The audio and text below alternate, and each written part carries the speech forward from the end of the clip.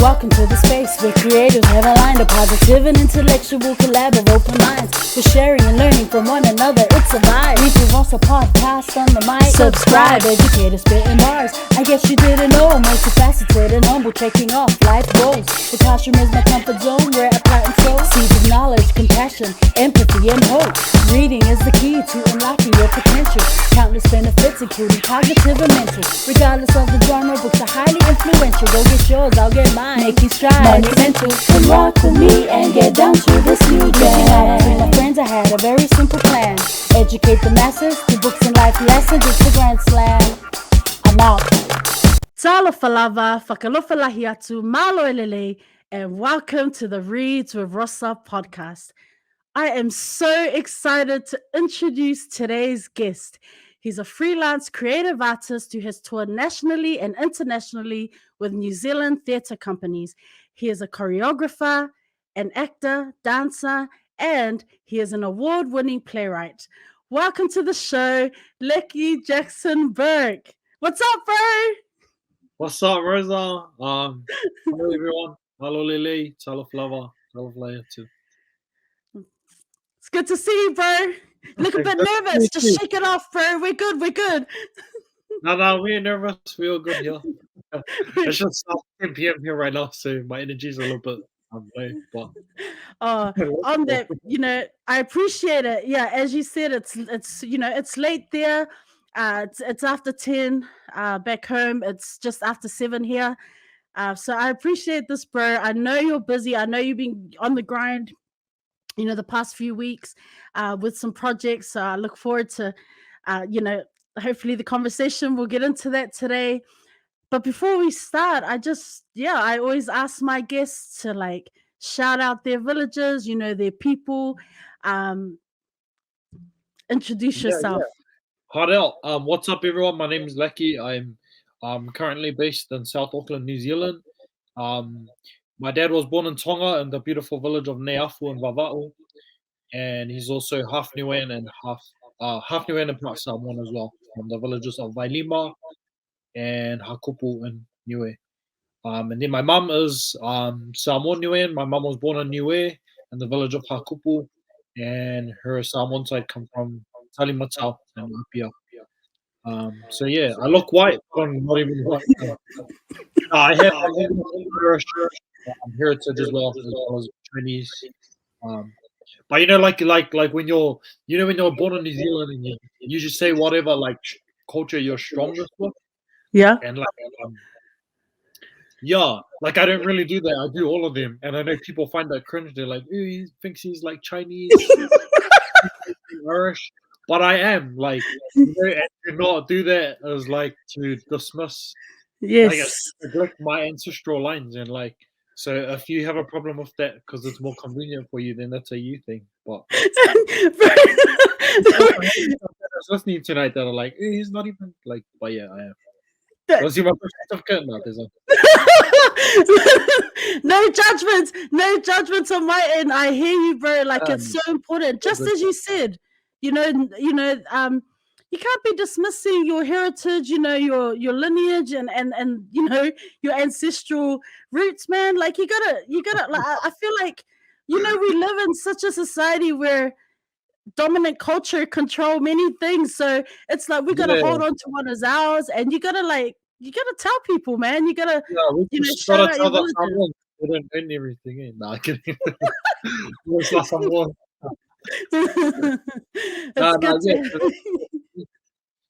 Go ahead, bro. Sorry. Over to you. Oh yeah, so now that we've got the villages and shouting out our people, we got that out of the way. Yeah. Okay. So on that, you're Samoan. You're Niuean, Tongan, Samoan. I mean, identity-wise, how do all those layers to your identity, how has that contributed to you as an artist, who you are today? Does that make sense? Yeah, absolutely. I feel like for me, even though the cultures are different, are quite different, they have their own like intricacies within the culture. They also all Mm, connect together, just like mm, the Pacific Ocean. All the islands are actually connected, not separated by the ocean. And so for me, like taking the best of each world, like I see it as like these are my superpowers, and like I have a superpower from here, from there, from there. And for my work, it kind of informs and influences like how I create my work and who I create my mm, work, because I won't draw, like I would not draw on something that is not mine. Do you know what I mm. mean? Culturally, like I would never go and chuck up an Indian piece because I'm not Indian, or I would never go and chuck up like a Portuguese piece Right. like of work. Whereas with Samoa, Tonga, and Niue, I'm comfortable to sit in those communities, Mm. um, and to draw from my experiences of those cultures. Um, yeah, so they're heavily intertwined into my work and what I do. Do you know, in terms of you as a performer, as someone who can sing, you're Well, I don't know. there's like you wear so many hats.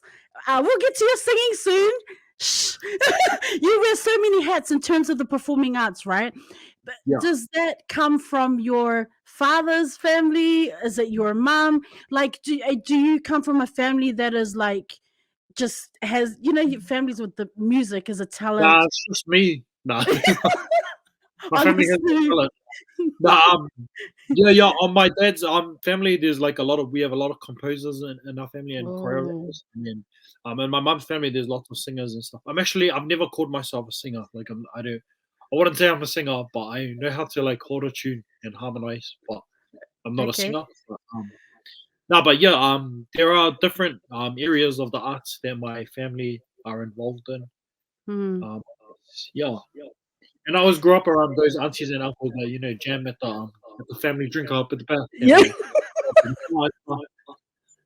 yeah, that's where we all trained. Like that's the first training ground. Or I ever went Oh, to yeah. perform. Those were the yeah, baptized by the fire. So in terms of school, right?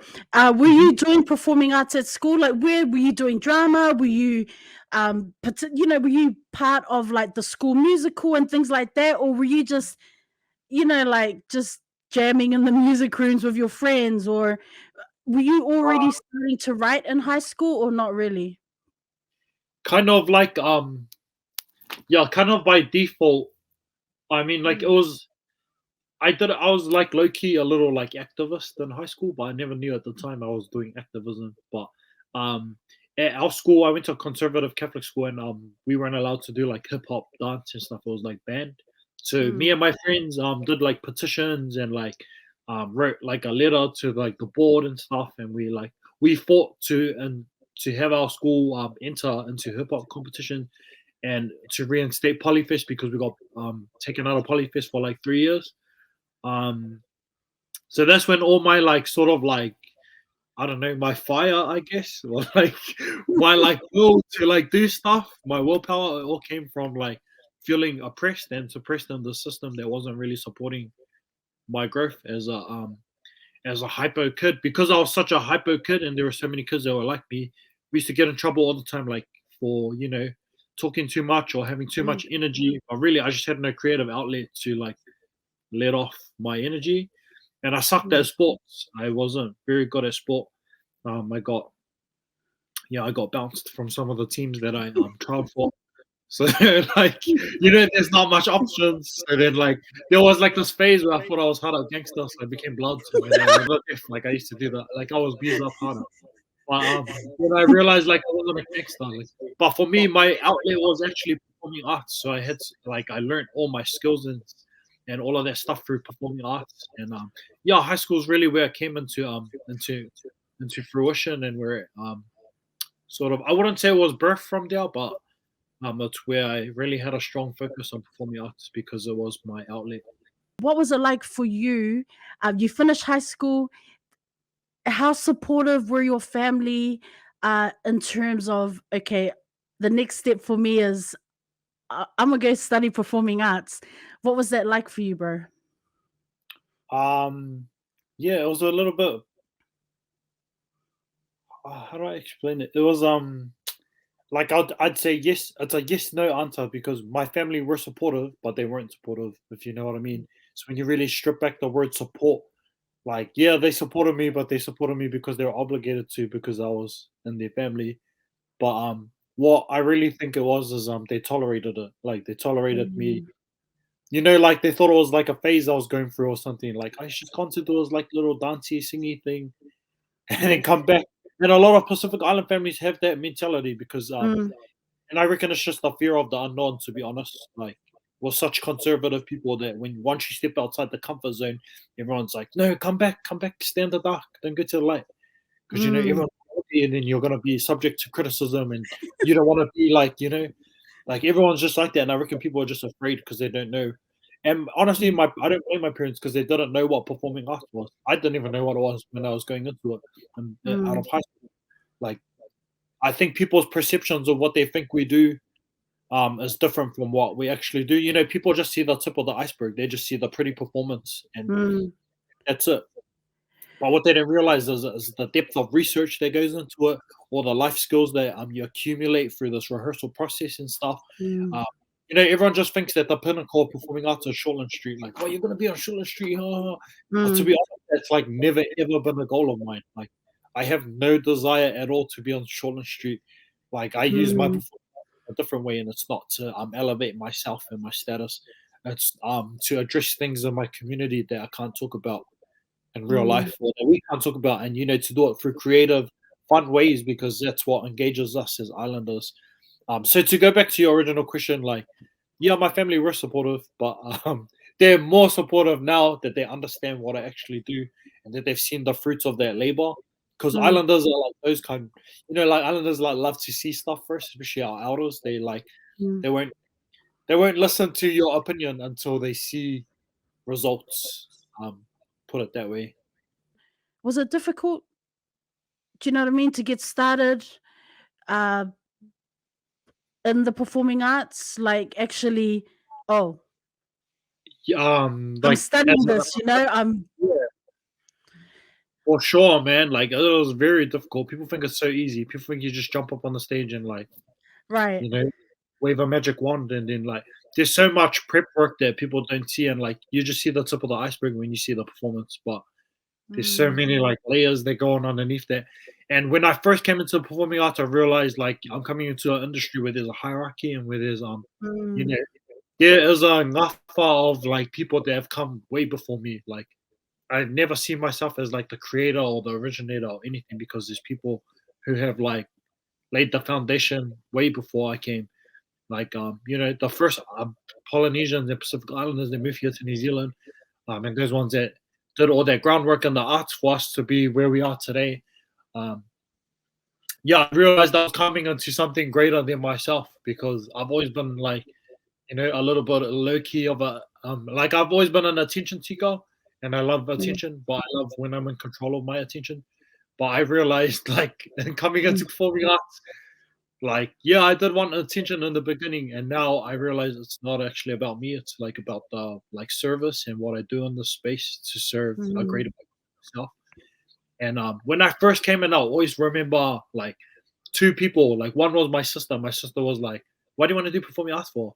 And she was like, "I always thought she was negative. My older sister. mm, And she, why do you want to do performing arts?" She was like, like it's really hard to like make it in performing arts. Like only people that like make it like blah blah blah. Like Oscar Kylie and the Nikita mm, Mons and stuff.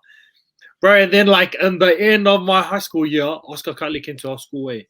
And I get mm. to him, Oscar, do you have any like advice for people that want to be like in performing arts, blah blah blah. And he goes, yeah, don't do it. And then he hopped on and he slammed the door and he like went off. Bro, and I was so angry. I was like, I hated him for like 3 years. Yeah, and I was like, all I could think of in the back of my head was like him going, don't do it, don't do it. And like, I'm not a person that likes to listen. I'm one of those like typical islanders that won't listen to what other people tell me Mm. what to do. Like, no one Right. tells me what to do. I tell myself what to do. But when he did that to me, I really like, like I'm motivated by proving people wrong. And Mm, so yeah, so I ended up doing performing arts and I jumped into it. And I remember meeting Oscar like later down the track in my career, like probably 5 years after that, in a workshop. And he goes, "I'll just open the floor. Does anyone want to say anything, bro?" And I put my hand up straight away, and I was like, "Yeah, I just remember in high school you said this to me, blah blah blah." And I was like, "What the attack?" And then he goes, "But did it work?" And then I go, "No, because I didn't listen to you." And then he goes, "You got it." And I was like, "What?" Like I was like, everything, and I was like, "Oh my gosh!" Like if I told you that and you listened to me, you were never meant to be a performing artist. And he goes, "If I tell you that and every single other person tells you that and you don't listen, then you've got something to say and you're an artist." And I was like, "Oh, okay, there it is." Like, so yeah. Can you speak about discipline? Because you've kind of already alluded to the fact that people just think, oh, you just jump on the stage, it's super easy. Anyone can sing, anyone can dance, anyone can act. But tell us about the discipline that you have to put into your craft, into honing your craft, into being the best performer that you can be, the best writer that you can be. Yeah, man, discipline is huge. Like discipline is imperative, regardless of your whatever career path you're on. Like you need discipline in Mm, everything. And in the performing arts and creative arts industry, I guess what that looks like is like it's really like the work that we do is really people based. So we're dealing with big personalities squashed in a room for a long period of time, like long rehearsals and stuff like that. It really comes down to like how you control your energy and how you there's this great quote that we use in drama, and it's you are responsible for the energy that you bring into the space. Regardless of what you're mm, going through outside in your life, whatever, you choose what energy you bring into the space and what energy you offer into a working day. And so putting that responsibility on yourself comes with pressure. A lot of people face like mental health issues and health and well-being issues in the arts because they don't know how to juggle and, and like take on so much.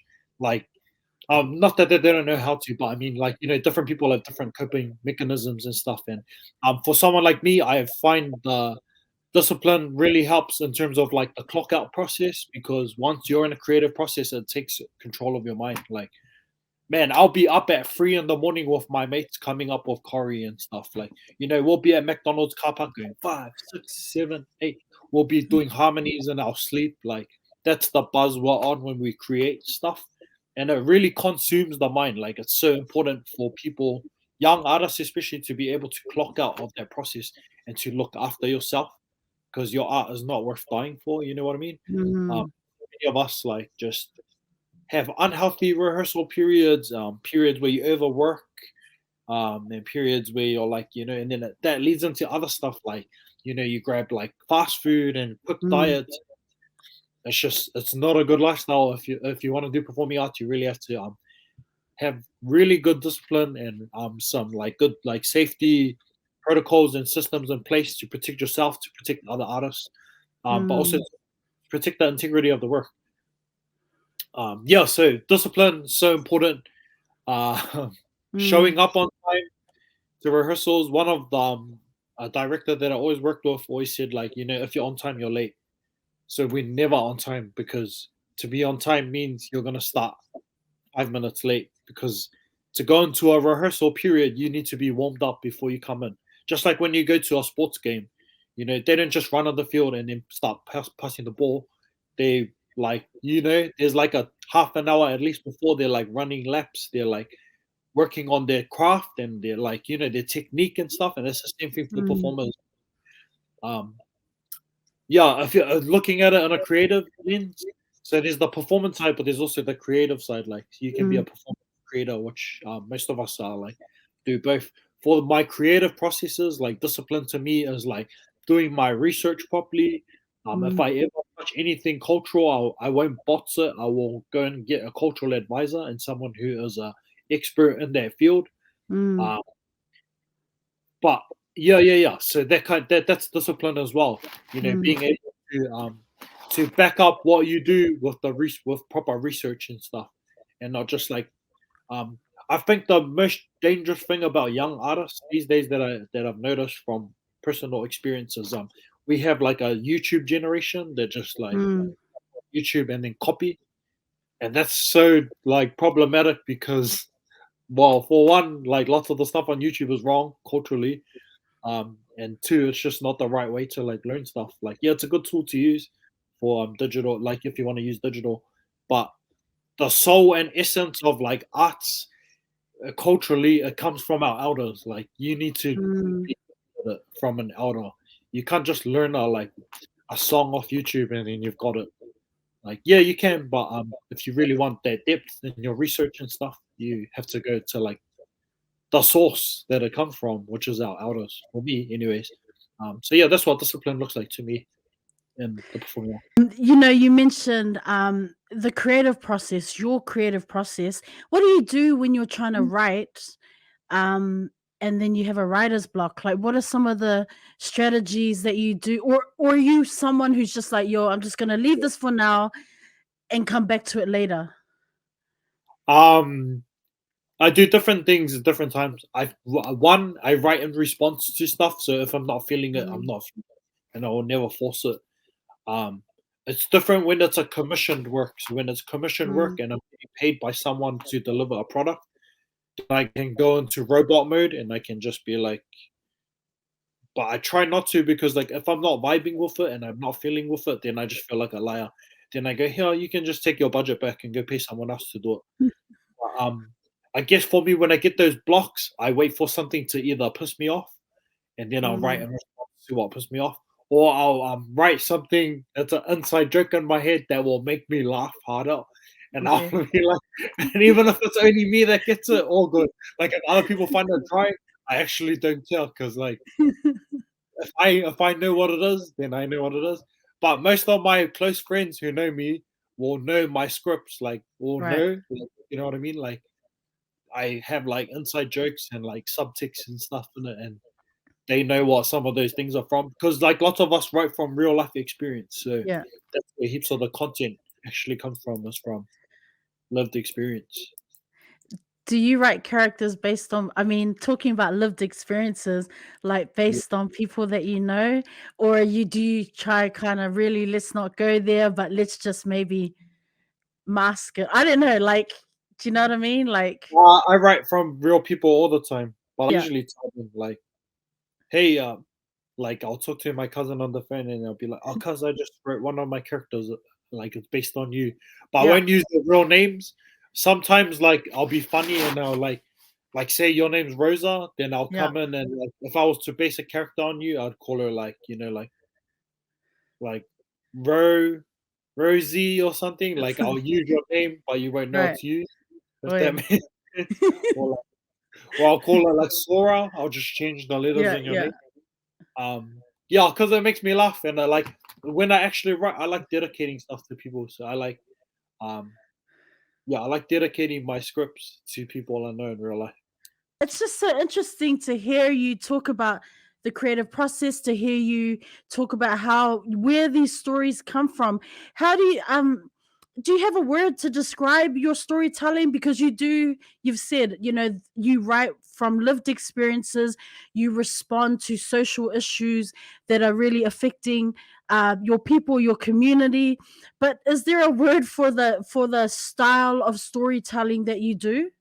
As a as a creative, is there a like a technical word for it, or Yes, the types of work I make in the performing arts, we call it multidisciplinary because my work mm, crosses more than one genre.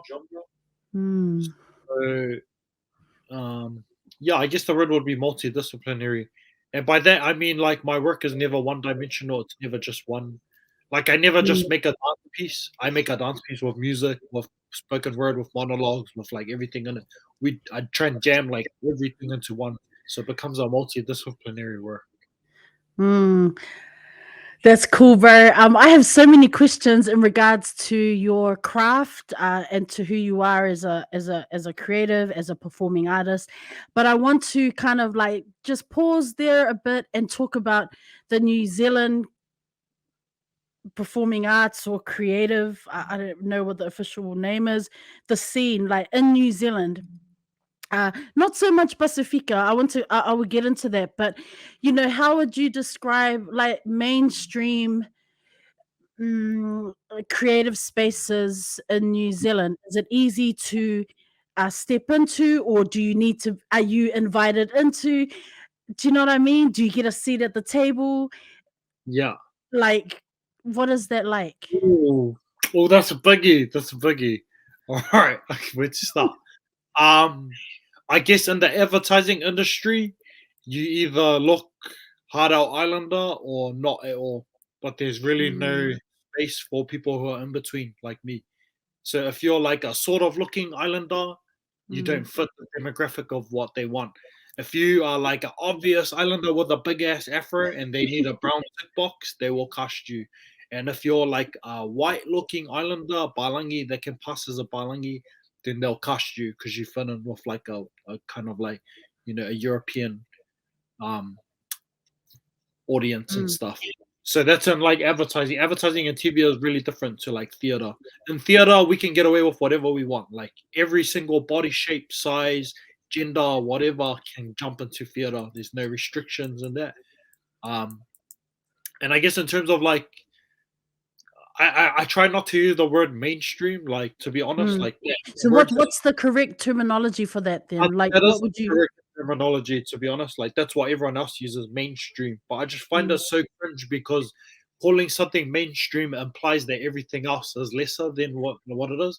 Like right, calling Pacifica not mainstream right. means like mainstream's here and Pacifica's down here. Whereas Yeah. if you look at the world stage and the global stage, the Mm, best stories that have come out of New Zealand in the box office and movies are Maori and Pacifica stories. Like mm, mm, what overseas crowds want. They want Māori and Pacific culture because that's what makes us unique and who we are in Aotearoa, New Zealand. And mm, I've always had a problem with that word mainstream. mm, And there's this quote that like how you said well, are we invited to the table? Like yes and no. Sometimes we are, sometimes we aren't. It depends who's running what and what space it is. But yeah, man, I just love this quote by Lua Manuwa Winnie Laban, and she always mm. says like, if you're not on the table, you're part of the menu. So you gotta Oh, fight to have your seat at that table. mm, Otherwise, the menu being cut apart and being like dissected and used for everyone else's like stuff. And that happens a lot with Pacific creatives. Lots of us can't produce our own work and can't make our own work. mm, Did I say work? Sorry, it's slime on my throat. But lots of us can't. Lots of Pacific creatives struggle to self-produce their own work. So what mm, happens? You end up going under mainstream companies, and then the problem with that system is it can easily become a tick box for like a mm. rich mainstream company. Like Right. we need some Pacifica stuff, or we need some Pacifica Yeah. audience to come in. Yeah. They'll commission brown creatives, and then like this creative thinks they're getting the opportunity, and sometimes they are. It's a win-win for both. But a lot of times and in a lot of experiences, some of those like big companies just take advantage of our stories, and then leave the creative like hanging and Mm, stuff. So it's really important to protect the integrity of our culture, our work, and mm. also for artists to understand intellectual property and what you own and what ideas are yours Yeah. and how to protect that and stuff. Um, yeah, no, in terms of in reference to things being mainstream, it's connected to the next part of what I wanted to ask about, like, Yeah. you know, because the perception is the dominant culture is mainstream, and you alluded to it already by saying, um, sometimes it becomes a tick box, where they're just meeting certain requirements so that the funding is given out and whatnot. Like, how do we continue, or how do you, the collective performing artists, creatives, how do you move so that you are the dominant voices uh, in these conversations, in bringing these stories to light, in self-producing, in being the key storytellers, because it's just the perception that the dominant culture, they, traditionally rule these. Okay, rules a bit extreme. They traditionally hold the power in these spaces, which you have. It's absolutely right what you've said. Like protecting the integrity of our stories, making sure that we are telling those narratives. We are amazing storytellers. Like why can't we do it like our way, instead of ticking the boxes for the dominant culture and the traditional gatekeepers? Oh, serious. No, you're absolutely right there. And yeah, I reckon we are some of the best storytellers in the world. Like people always credit our ancestors and are like, we were the greatest voyagers, we were the greatest navigators. But I think we neglect that we were the greatest storytellers as well. Like our ancestors were the greatest artists because our culture survived through art. Our culture survived thousands of years, Yes. through tapa cloth, through dances, through songs, and through tattooing. Like through all our art forms, we forget that was our culture. That is our culture. We live and breathe it. And I think the problem is like us trying not to conform to Balangi standards and to like we shouldn't have to validate our worth according to like foreign standards. We should just be like, this is us, take this, this is our art form. And so many of us are good at that, are good at breaking breaking down systems and doing stuff like that. And to be honest, I think we've come such a long way in our performing arts. Like we should be really proud of where Pacifica Arts is right now in Aotearoa, New Zealand. Like compared to every other diaspora or Pacific people in the world, bro, New Zealand is way ahead of everyone else. Like not in a cocky way, but in a way where we're so critical now because we've come through years of trial and error. We've been through all the think shows, we've been through all the think like dance groups and all that. Like we're at a point now where our art is internationally renowned and recognized, and we really gotta just like keep raising that standard. Like we should never try and like stop the like ladder, stop people from climbing, because you always want the next generation to be better than you and to be better than our ancestors, because that's what their dream was. The dream was never for you to come here and just be like complacent and mediocre. The dream was for you to go like further. Like you going to Japan, that's such an awesome achievement. People just stepping out of their comfort zone and out of the communities.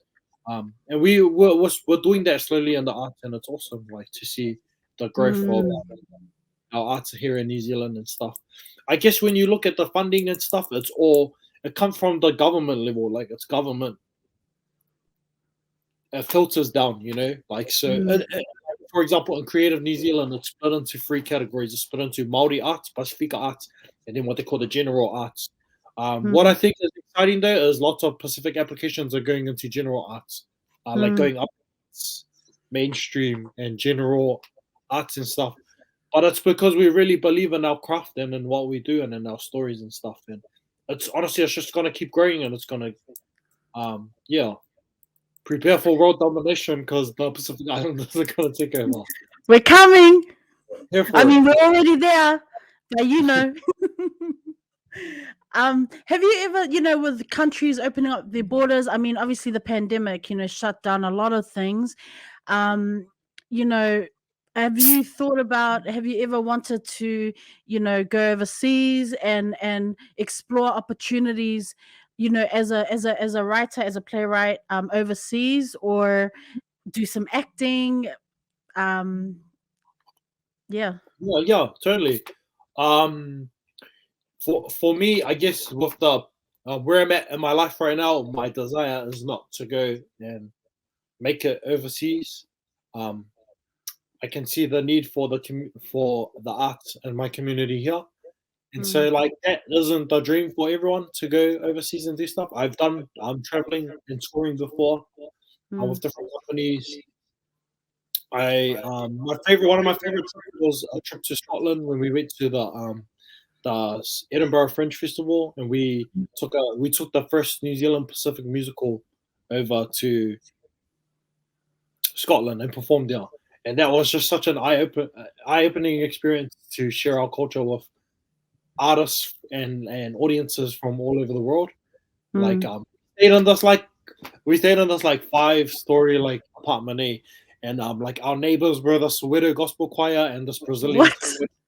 Yeah, and then we had these like these islanders from Auckland, and we used to all like warm up in the mornings and stuff, and we can hear them sing. We can see these guys doing capoeira, and they can see us doing Siva Samoa and like Yeah. stuff in our. And it was so cool having that cultural experience of sharing and stuff. So in terms of that, like I really love that sharing of our culture to other cultures, and showing them what we do here in the South Pacific. Um, but yeah, I guess I don't have a desire to go overseas at the moment. Mm. But I am going overseas soon with a show that I don't know if I'm allowed to say it. I won't say it. But Okay. and then build up say it. I mean, is it for a festival, like like a art festival or something like that, or? No, just going on another tour with a New Zealand Pacific company. Cool. Soon we'll be heading over to America in August. Oh, Yeah, oh, but I wait congrats on until that. the video drops, and then you can see from there. That's But yeah, it that's should be awesome. awesome. You were the recipient of the inaugural Emerging Pacifica Writer in residence at Victoria University in Wellington in 2019. Can you tell us what that experience was like? Um, yeah, like did you, man? What an honor. Yeah, Hara, what an honor, what a luxury! Like to be able to have time and space to create stuff Mm, without distraction. I'm actually glad it wasn't in Auckland because it meant like I didn't have to go save the world like I do in Auckland. I could just go to Wellington and ghost everyone and have I feel guilty about it because I was like, this is my job. Oh, mom and dad don't annoy me because this is my job. Like I'm getting paid yeah. to go to Wellington to create this thing. But I just had like endless resources at my hand and my fingertips. I had good support from my mentor Victor Roger. Mm, It was just such a good experience to be honest, and it's kind of where I really developed my passion for writing and my craft as a writer, I guess, because I mm. had so much time and support to do stuff there. Yeah, so it was good, and I'm really glad that residency is in Wellington and not in Auckland. Mm. Um, I I wanted to ask just, because I came across it Noir for Pacific Plays, right? That was put into a book, um, which I thought was really cool. Can you tell us just a little bit about that story, Inky Pinky Ponky? Yeah. Where did the idea come from? You co-wrote that with Amanaki Prescott Falitel. Hopefully, Mhm. I said that right. But where did you get the idea for that story? So funny story. That wasn't even meant to be the play that was going to be published in the book. Oi? Um, that was that whole genesis of that play. Long story short, Amanaki did a solo piece at in drama school. Mm, We both went to PIPA, Pacific Institute of Performing Arts. Amanaki did a piece there. Me, Amanaki, and some of our other friends met up and were like, should we put all our solo pieces together and make a story? I personally felt Naki had the strongest storyline. So we took Amanaki's one and then me and her just added stuff to that storyline, created it was a solo piece, but I went into a full length work with about like 5 or 6 characters. Then it grew to like 10 characters. Then we workshopped it. Then we got funding for it. So went through like a whole process, probably like a 3-year process, and then it finally became a set script. And it wow. got by Auckland Theatre Company in 2014, and then it won a Play Market New Zealand Award in 2015. So it was the best teenage play for that Mm, year. And it was cool because it was like a Pacific theatre play, a urban contemporary Pacific theatre play based in Auckland, based on high school experience. And mm, that play was set and that play was ready. It was like just like sitting in the archives. This opportunity came up to publish in Dalanoa for yeah. Pacific Plays series, and I had pitched a script in it, and I couldn't pitch it. They couldn't publish it because another female playwright was gonna sue me for plagiarism because she thought I had copied her idea. So we Okay. went through all this drama as she tried her hardest to take me down and destroy me. And then her plan backfired, and we put Inky Pinky Ponky in the slot instead. Um, And then I saved that other play and applied to Creative New Zealand and won a $20,000 grant. Shout out to her for wasting her time and energy. And yeah, that's how that play became a full length play as well. It got a $20,000 award and ended up becoming one of my favorite plays to write because I was writing in response. I was writing in response to like a hater. So I Yeah. was writing because I'm a pity person myself, and if someone comes to me and comes for my work, then I will 100% rebuttal and come for them and my work. Like so, I write. You know, a lot of my stuff is pity, and people who know me will know like that's my style. But I just find it funny. It's hilarious. I can laugh Oh, about it now. You know, it's oh, you are so funny. What does growth look like to you? You know, in terms of where you started, or where you started and where you are now. Like, how have you evolved? Like, yeah, yeah. Um, growth. Okay, growth to me is being able to put into perspective and into use everything that's like that I've learned in my life so far. So my works now are very different to my first earlier works. Like I actually wrote my first script in high school without mm, realizing it. But if you go back and read it, it was so cringe. It was so problematic. Like I used to just copy stuff that I watched on Brotown. Then I had like I had the scene with Maui and his brothers drinking at the marae to Little John Snap Your Fingers. Like that was the environment that I was influenced by at that time. If you right. look at my work now, it's totally different to that. And I guess like to see that growth is just a reflection of the different spaces that I now occupy, the different Mm, conversations that I have with people, and the different skill sets that I picked up along the way to incorporate. But I guess the biggest thing like for growth is that I've realized now that my performing arts is not about me and myself. It's about so much more like serving a greater purpose than myself. And like in my beginning years, I guess I was really insecure to do stuff with identity and with culture. I never wanted to do it because I grew up, you know, like being shunned by the word plastic, and I used to actually think that like, and take on that mentality of like I'm not worthy to like to to sing a Samoan song or to do a Nuan prayer or something because I can't speak the languages properly.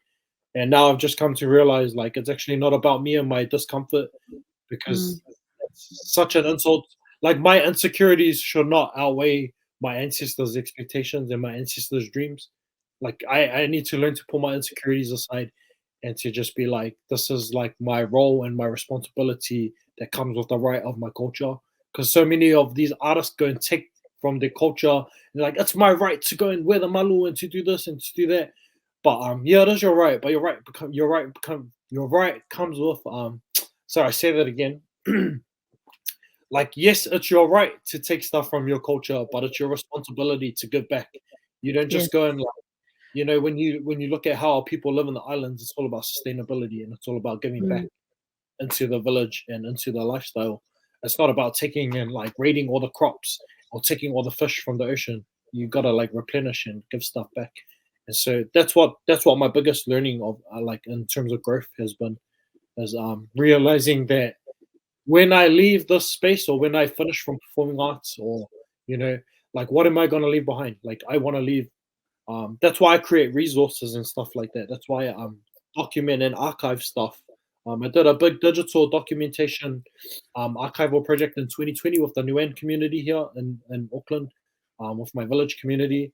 And that for me was about honoring the people in the past and also recording all of my aunties and uncles before they die because lots of them are in their 70s and 80s and they're not going to be here in 5 years' time. So for me, that's where the like soul of my artwork comes from, is realizing that it's not even about me. It's about everything else and everyone else. Saving the world one day at a time. That I'm in. is. Thank you. I'm in. I am speechless. I mean, I'm inspired. I'm empowered. Give me a moment to collect myself. um Wow. Okay. You know, acting, writing, I mean, music, you know, choreography, what do you have a favorite, or is it just depends on the mood that you're in? You know, do you write songs? Do you like to collab and create choreo? What do you have a favorite, or is that just too it's impossible to choose To because be you are honest, well balanced? it's I get asked that question all the time, and it's quite hard for me to pigeonhole into one Mm, and like to take one because they're all connected anyways. Like honestly, like when you look at writing, writing is choreography on a page. It's the mm, choreograph it's the choreographic process of words. Like you're choreographing words. mm, That's the same thing when you dance. It's bodies. Like everything is everything. Like you know what I mean. Everything's connected in a way. So no, I don't have one favorite form of or genre of storytelling. They all mm, mix together in my brain, and that's always how my brain has worked. Is like I'm not good at doing one thing, and I always that's both a blessing and a curse because I can't stick to one thing. Like I've honestly never had a job that's lasted longer than 2 years. Like my longest job has probably been 1 year in terms of like a full time job.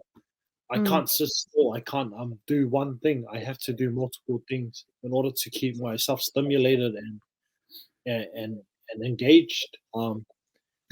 Yeah, it's hard to explain, but yeah, I can't just do one thing. I get bored easy, and I find peace and stillness boring. So that's one of my challenges this year is to really like try and be still and find peace. Because everyone that knows me in real life knows I'm like hyper. I can go from 0 to 100. As soon as I wake up in the morning, I'm at 100. Like I don't even need to warm up. I'm already at like 100, which is a problem. That's why some people, honestly, like people have always said, like you're too much. Like honestly, and I'm like, no, you're not enough. No, I'm kidding. Nah, people feel like offended when they say I'm too much, but like Yeah. I know I'm too much, and that's just me as a person, and I won't turn it down for nobody because I'm the way I am, and like I don't believe in like and dimming your light so that others can shine. Like everyone, there's room for everyone to shine, and we should shine. And we need to just get rid of that tall poppy syndrome in New Zealand and what we do to ourselves as islanders and in our community. Can you make a living out of what you do? Yes and no. Um, Because just you were talking about a job, so I was just like, uh, is it for the love of it, or is it? Do you go? Do you? Does someone kind of direct you in terms of like, here are some projects you can go for? Is that generally how it works for you? as a freelance artist, it's a mix of creating my own works as well as taking on commission. That's when I get paid from other people to do their work, or even just just working under other people on their projects, like so helping out. Um, yeah, so it's a mix. It's a real mix of things, to be honest. Mm. And to Yeah, answer I your read. question, Sorry, can go make a ahead. sorry to answer your first question. You can make a living out of performing arts if you're willing to put in the work for it. If you're willing to struggle, um, Mm, like one of my best tutors was Sima O'Reilly, who always said like the the defining moments of your career are not the ones when you're standing on top of the mountain receiving all the awards and the limelight. It's when you're in the pit and you don't give up. And there's a lot of times when you're in those pits as an artist when you are in between gigs and you don't have any income, or when you like, you don't get that funding that you applied for, or when you don't get that audition or that role that you went for. mm, So many pits that you just have to like soldier on and like go through. But yeah, I just read The Alchemist like again recently. I've read The Alchemist like every year. Like, that's one of my favorite books. But there's that quote, like the fear of failure is the like mm. death of dreams.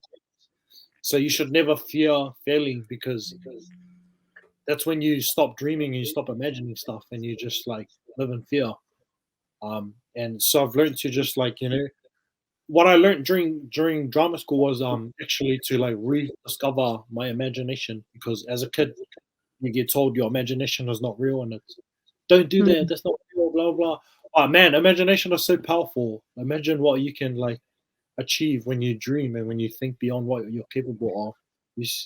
So many things like open and just manifest for you in the universe. And so yeah, Mm. finding my imagination again. I reckon, like if you were to ask me what is the someone asked me this the other week, like what do you define being an artist? And for me, I really had to think about it, and it's the artist is like the kid who never grows up and never loses their imagination. That's what being an artist is being able to imagine stuff and execute it and put it into like whatever art form you're in. But that's what it is. It's imagination, and it's being a kid again on the inside. Do you feel pressure when you're referred to like as a role model, as someone who is a leader in the community or in the spaces that you move in, um, a teacher? Do you ever feel um, the pressure of that? As an artist or as a creative, or is it just something that you kind of take and you just like it's just it's your opportunity to empower others and to share that knowledge? Like share your craft? Is it yeah. To be honest, like yeah, there is pressure, but it's not a negative pressure. Like I like Mm. a good challenge, and like I said before, like my insecurities don't outweigh my ancestors' expectations and dreams. So whenever I feel insecure about myself, I just have to tell myself to shut up because it's not about me. Um, but I really, yeah, I don't refer to myself as like a role model or anything like that. Like I really don't. Um, Yeah, I mean, you don't, but yeah, knowing the and I work know that you do in the community, do you when know? other people do, I guess it's just part and parcel of being like a public, like doing work publicly. I was gonna say public figure, not even. I was like, you can no, you're an influencer. You hell no. I'd rather die 1,000 deaths before I ever call myself an influencer. But I mean, um, you know, the pressure that comes off of being an artist doing work in the public's eyes is mm, like it's part of the puzzle. You're open to criticism. You're right. prone to criticism because you're putting your work out there on in the public domain for people to rip to shreds, for strangers to judge you. So you gotta be comfortable with that. And I am, and I'm not. I actually don't really like public like attention, and like I don't like what's the word? Like I get I public thought anxiety. I What thought do you you said you love attention. What happened? I Did you do not love say that? attention. I Yeah. love attention when I'm in control of the attention. I don't like Mm, attention when I'm like on display for everyone and other mm, people are in control of that attention. So I don't really like public crowds and gatherings and stuff, which is ironic because I love performing, but right. I don't like the mixing and mingling after. That's where I get like social anxiety. Like Yeah. I Oh, really, that's a good point because I wanted to ask you, how do you deal with those being in that kind of like environment, and how do you deal with being recognized in public? Do you also feel the anxiety because it is kind of out of your control? Do you get people kind of coming yeah. up to you? Bro, all the time, like I feel social anxiety when I go out into public, and then people are like, "Hey, are you from that thing?" Da, da, da. Because then you start to feel like like dance monkey dance, like it's like that, like Right. that thing where everyone just looks at you as the thing that they know you from. Yeah. Like if you were a character in a show, then they want you to be the character in real life. But Mm, people need to understand, like, it's a craft. Like, you're right. taking on a character when you become a character. When you perform, it's so much different to who you are as a person. Right. Like, in real life, I mean, like, I it's hard get to it. explain, but yeah, you know what I mean? I I feel get like it. it's certainly, like, possible to be an introvert and an extrovert at the same time, and I'm one of those people. I'm a social butterfly, and then I'm also an introverted, like, antisocial person who just likes to stay home and do my own thing at the same time. I get what you're saying, and so it just made me think, like, you've talked about, lived experiences and the writing. How do you ever fully, I don't wanna say exposed, that's such a bad word, but do you ever fully, show who you are in any piece that you've done? What I mean is, like, or is it always like, as a writer, you're thinking as a writer, you're putting yourself into this situation, this character kind of thing? Do you ever kind of fully, I don't know, like, give yourself that's probably not, I don't know if that makes sense. Like, I know exactly what you mean. Like in a process, do I give all of myself into that work? yeah, like, Like if I as a was writing, writer you do, but Lecky the person, like, yeah, where do you draw the line, in terms of, this is my I'm a craft and I'm giving it, yeah. yeah, I guess you really got to evaluate what the project is. Like, if it's someone else's project, I won't give them my like. I'll give them 100% my best work ethic, but I won't give them my heart and soul because that's for me and that's for God. Like, Mm, I will never give my golden ideas to like a millionaire company to mm, serve their purpose. Because for me, like, I trust in my craft enough to pour my heart and soul into my work right. because I know it'll come back in a different shape or form and like. And honestly, I just like, yeah, I've always liked the saying, haters get the worst of me because God gets the best of me. And like, I really believe in that. Like, God gets the best of me. Like, the one on one conversations that I have with God are like, yeah, that's where I pour everything out. Like, in terms of my work, I do pour some of myself into my work, but I'm very careful with how much of my own personal life and stuff I put into Right, my, because that's just to protect myself as well. And right.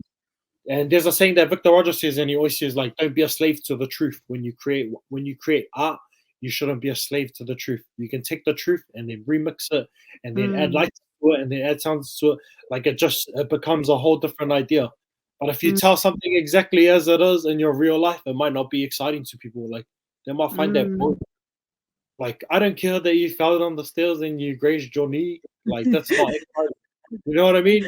They want to Yeah, know, yeah, what did you do after you fell? I rolled down the thing and then I picked up $2 and I chucked it up and then I jumped in the air and then there was fire. Like all the other stuff you add to the original idea ends up yeah. becoming so much more exciting. So yeah, I do put my real stuff, my real life experiences and um my personal life stories into Mm, my work, but I don't just like leave it at that, if that makes right. sense. Just building.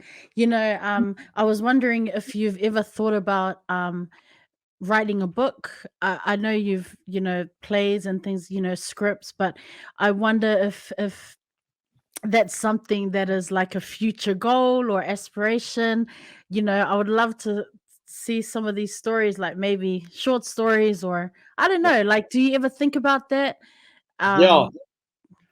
Um, Funny you mentioned that because I'm actually on the process of trying to publish something. So I've written a few full length okay. plays. So urban Pacific contemporary plays. That's my genre that I um kind of focus on. And in terms of my plays, I'm collating them to publish in a book for high school Pacific students. So it's gonna be a brown resource that Mm, people, that kids and drama departments and stuff can use. So I'm trying to make that into a book. So you know how there's the Tylenol series? yeah, I'm trying to make my own one with just three of my works, that's which are cool, all bro. they're all high school plays. They're all plays that have come from my high school Yeah. experiences and from the experiences of my students and stuff. That's awesome. If that Whenever that drops, let us know. I'll put it on blast on my account. My account is a Bookstagram account, which is Oh just yeah, for like hold up. book If you want recommendations and all copies, that. so I'm Oh, gonna order. don't be brought up, but for real though, for real. That's cool, bro. I have a quick question. We're starting to wrap up, but were you a teacher? Were you doing teaching or something last year? Or I was thinking, was he tweeting about this or Um, something? Were you so training? I went and did high school teaching last year. I went back to my old high school to teach. How did that So wasn't for you? it was and it wasn't. I found the high school system quite restrictive, and I was used to being a freelance artist for how many years. So I decided to take a gap year this year, and I work part time back at my old school anyways.